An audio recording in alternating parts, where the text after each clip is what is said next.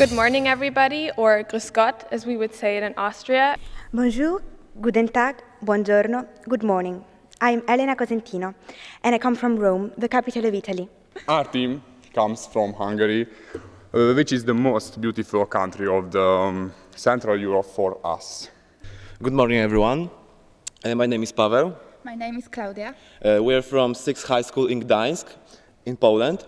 School of Tolerance, building bridges between people from different countries. Hello everyone, I'm Andrea. I represent my country, Romania, and my school, the Barbu Știrbei National College from Călăraș. Metenda, Strasbourg, ça veut dire bonjour Strasbourg en chronique, la langue de notre région. Nous venons du sud-ouest de l'Angleterre, mais nous représentons le Royaume-Uni. The Netherlands were one of the first countries to be a part of the European Union. Those days it was just called the European Economic Community. So we can say we've been there from the beginning. We were also the first ones to accept gay marriage and implement freedom of conscience in our country. Nowadays, freedom and equality are key values here in Europe. Nous avons hâte de passer le reste de la journée avec vous tous. Gwef mille maha gwef. Zum Schluss möchte ich erwähnen, dass wir sehr I must say we're very pleased to be here today and to have this opportunity to actually meet young people from other European countries. We are also very pleased to have the opportunity today to exchange our opinions with you all. It's going to be an opportunity for us to actually show the things that we share and to work on making sure that our differences can actually enable us to find better solutions to the things that we're facing today. Thank you for your attention. Arterume mera nihta na visise nas aeras stundon dopo kamenos ce thori pote drosha ja na vexi carterume to fos genistis meras puna feriston kathenan ce drosha ce pos pasha. So, don't clap yet. Let's enjoy the day and have fun. Kiitos. Thank you.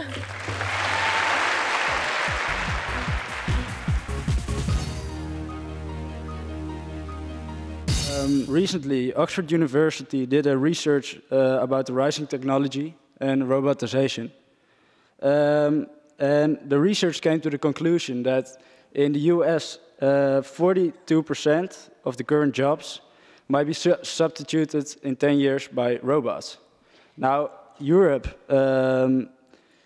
calculated those numbers, the Brussels think tank, and they come up with the figures run from 47% from Sweden to 62% in Romania. So that means that in 10 years, 62% of the jobs might be substituted by robots in Romania. Thus, Europe has a certain plan or a certain policy on how they can handle this problem. Because in the past few years, we all know that more and more countries became member state of the European Union. The European Union is getting bigger. But all these different countries has different values. What kind of influence does these different values have on the political choices of the European Union? How can the European Union let one country make a steel fence around the borders and prohibit refugees to pass? Why does the European Union not discuss with countries who are quite rich like Saudi Arabia, Oman and the United Arab Emirates about taking care of Syrian refugees? Some people believe that with these refugees, terrorists come from ISIS, and these fears are strengthened by the attacks on Charlie Hebdo and on the Thalys. What can the European Union do to calm down these fears? So basically there is obviously an imbalance when it comes to state sovereignty amongst member states. And there are member states which have a concrete state sovereignty and others that are kind of imposed decisions when it comes to European level.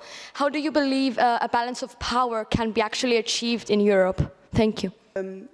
Nowadays we talk a lot about refugees right now, and it's a hot issue. We can see that in the questions that are being asked.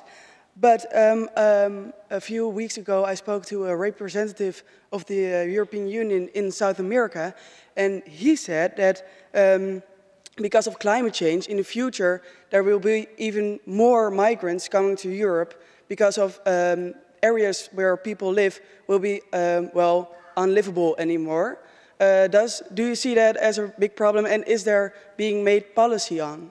Europe again finds itself between the United States and Russia.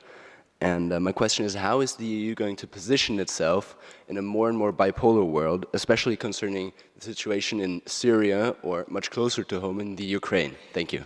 Since we have economies of varied strengths, such as the economies of Greece and Germany, not all countries can cope with the same economic rules. In this case, the one-size-fits-all methodology of fiscal and monetary policies is inefficient. Can you please explain how the creation of a European fiscal union in the near future can help this problem? Thank you. The pollution of the environment is a big problem. A change of the mindset is one way to solve this problem. The media can play a role in this, but how can the EU help or use the media to change the mindset of citizens and companies? As Georgia from Cyprus has said earlier, Nicosia is the only divided capital in Europe, which means that the rights of a European country are being violated every day by a potential European country. What does Europe think about this, and what action is going to be taken? I did some research about the youth unemployment in the European Union, and we saw that the European Union has got a plan named the Youth Guarantee. But it was hard to find out what this plan actually will reach in the future.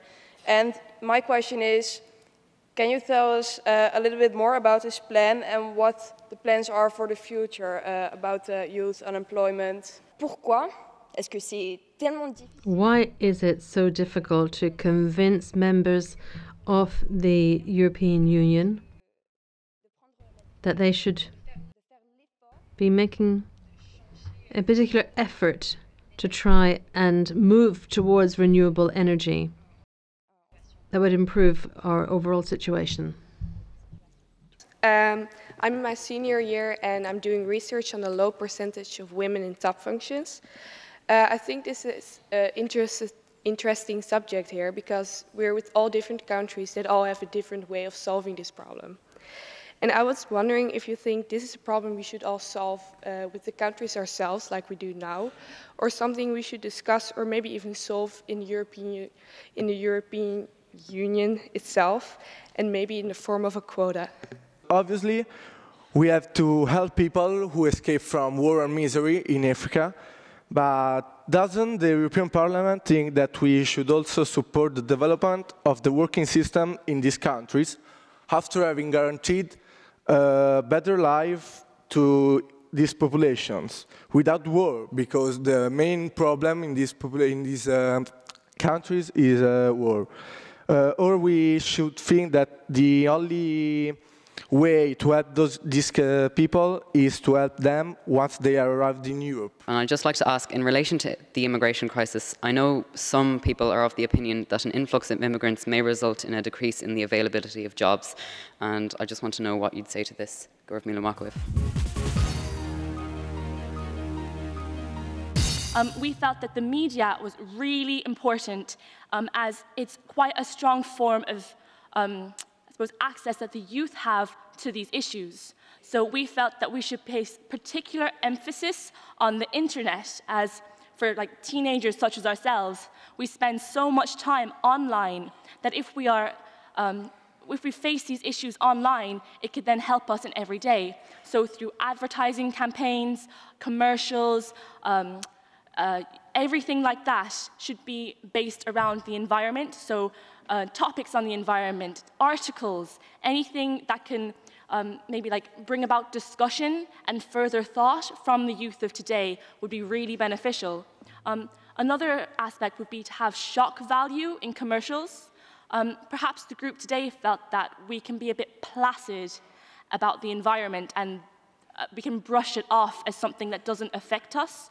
So we think that if in commercials there's a shock value of this is happening, this is real, and this needs to be addressed, it could then provoke further thought and further action on the environment.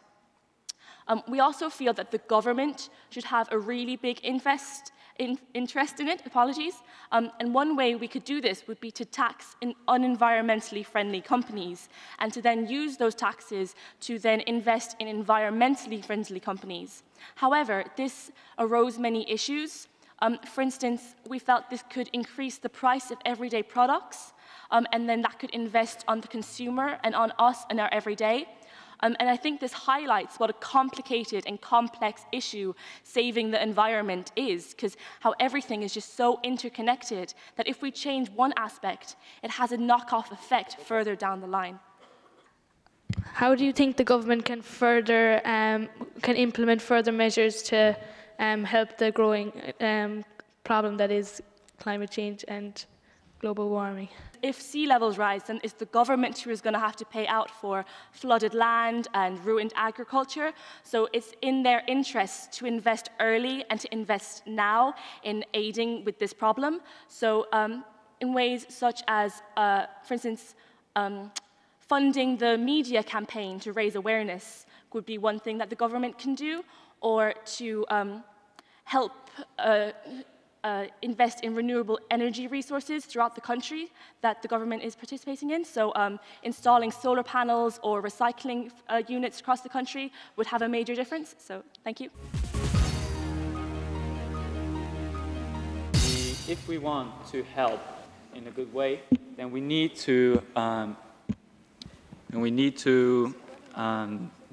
further put money into education, to send teachers to teach people how to grow an economy, how to make, how to develop their country. And something that was very important, which was said, was the use of natural resources, which are often exploited in third world countries. And in that regard, it was said that we could, for example, buy machinery and have it shipped instead of just giving money, because the risk of money going into the wrong place is too high. And the second point we came to see was disaster prevention. Disaster prevention could be to inform people about what to do in case of an earthquake or a tsunami, or it could also be how to build compact buildings that will last even if an earthquake is trying to shatter them. This would also be good because obviously it is much easier to build a house a good sustainable house in the first place, rather than building two houses because the first one collapsed. I was wondering, you said that we should invest in foreign economies. There are a lot of risks to this. What should we do to avoid getting into further trouble with economics? We meant that we invest in their economy, meaning that we would start trading more and we would build a healthy relationship with foreign countries. And this way we try also, and this was a big aspect that we discussed, to control where the money is going, and control is one of the most important aspects, in fact. For, of course, as you said, if we just give out money and do not ensure that the money is actually having a purpose, then it could go anywhere, even to worse places, such as buying weapons or anything really that hurts people. About education, what we thought it was to make an organization for EU citizens to find jobs around Europe and not just in their country where they are available, because they could be not available in their home country, but there could be plenty of job spaces just on the other side of the border. What we've also thought about that is a problem nowadays in Europe is the rehabilitation of the image of education in some countries. Some countries, in most of Eastern Europe and lots of other places, are thought to be not so good in their system of education, but this doesn't always refer to the truth. In fact, we thought that European education system should be equalized and made the standard for all countries.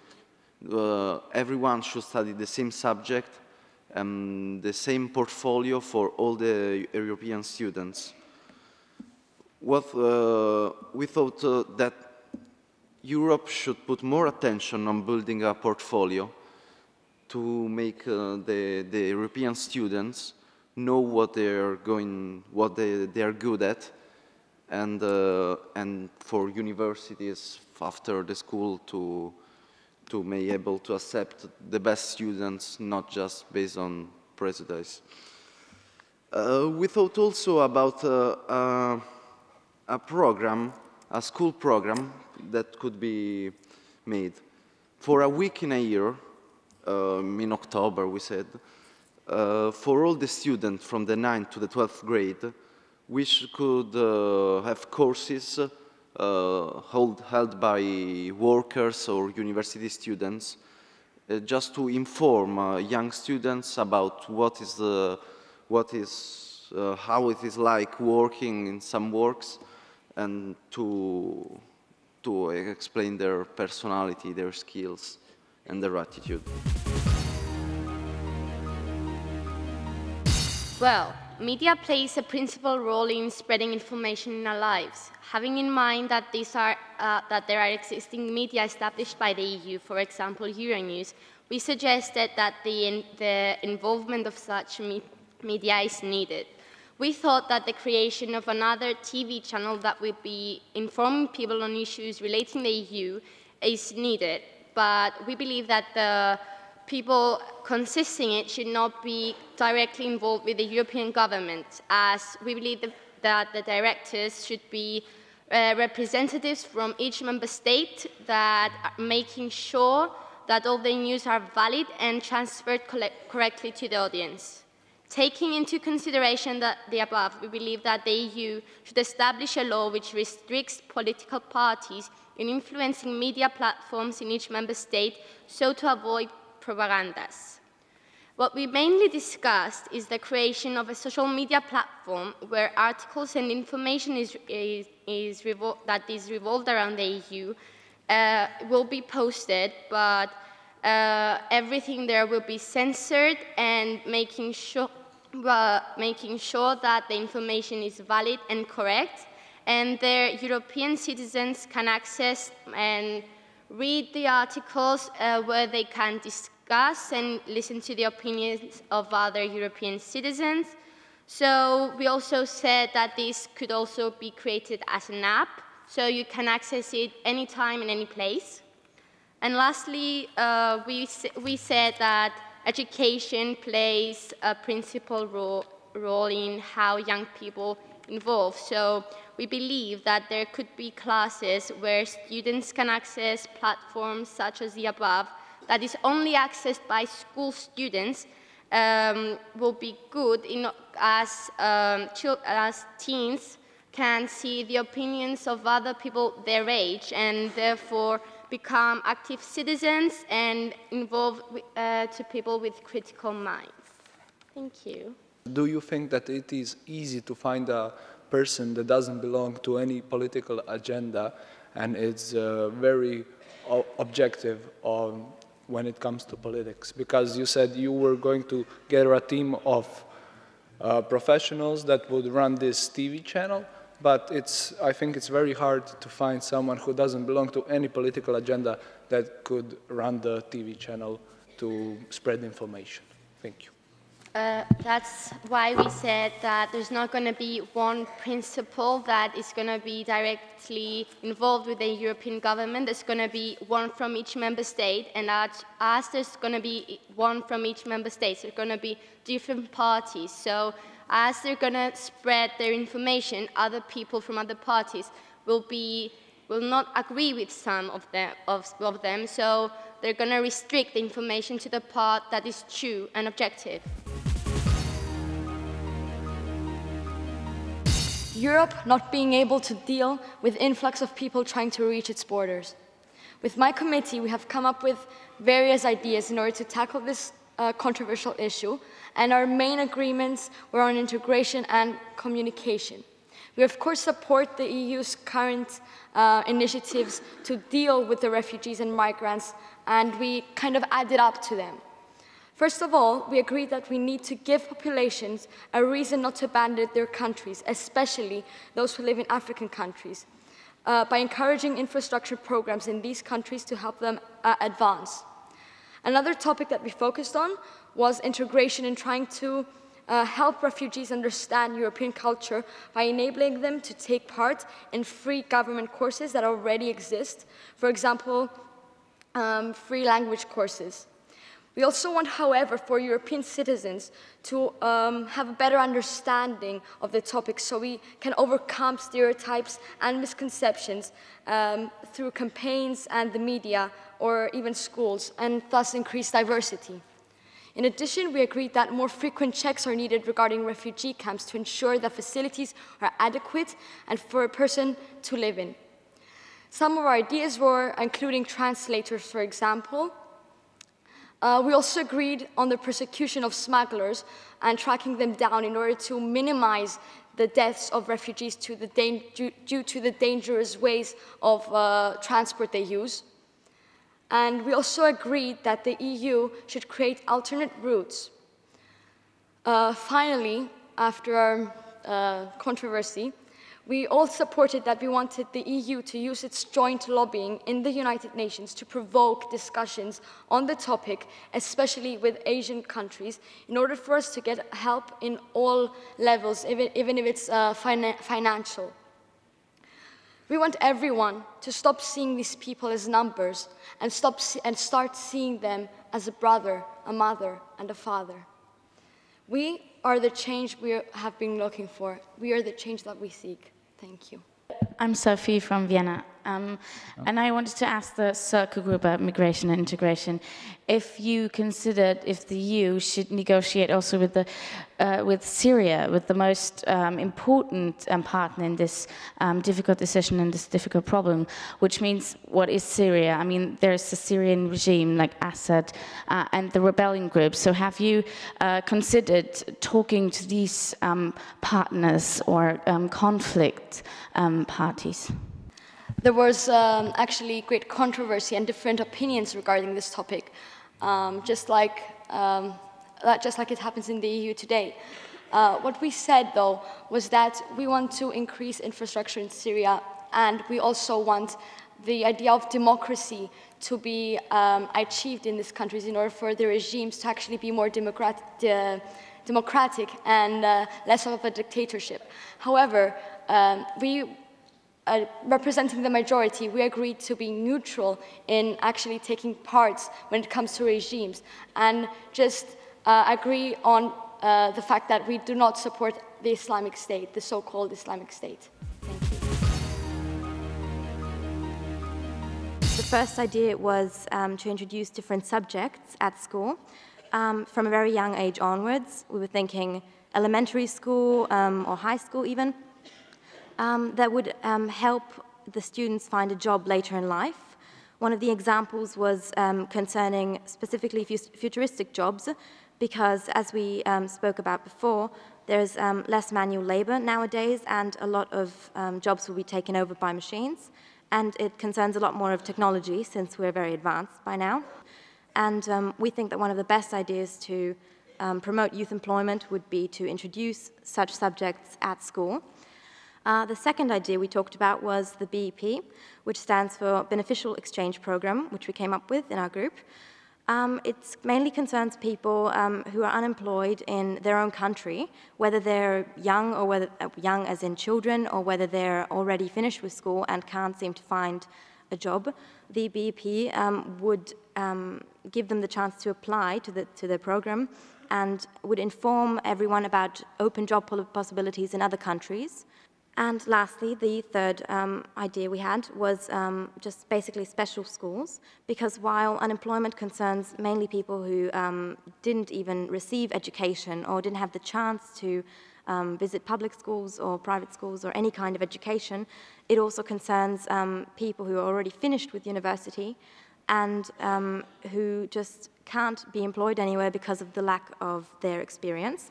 These special schools would probably concern people after university. At the end of their attendance at the school, you would receive a diploma or a certificate that showed that you had experience in your field, and it would be easier for younger people to find jobs because they'd have the experience. Thank you. It's statistically proven that states in European Union, the nations, that have no minimum wage has the better value of unemployment youth in their country. So I want to ask you if you discussed this topic, or what's your opinion on this? Thank you. One of the ideas was to increase the minimum wage for younger people, sort of to make the idea of actually finding a job more attractive to younger people. And there's also the whole issue of the fact that there's a lot of there's a whole lot of prejudice against younger people being lazy and not wanting to find job or work. And we thought that by increasing the minimum wage for younger people, even just by a little bit, maybe it would be easier for them to sort of take that first step and even engage in applying for a job.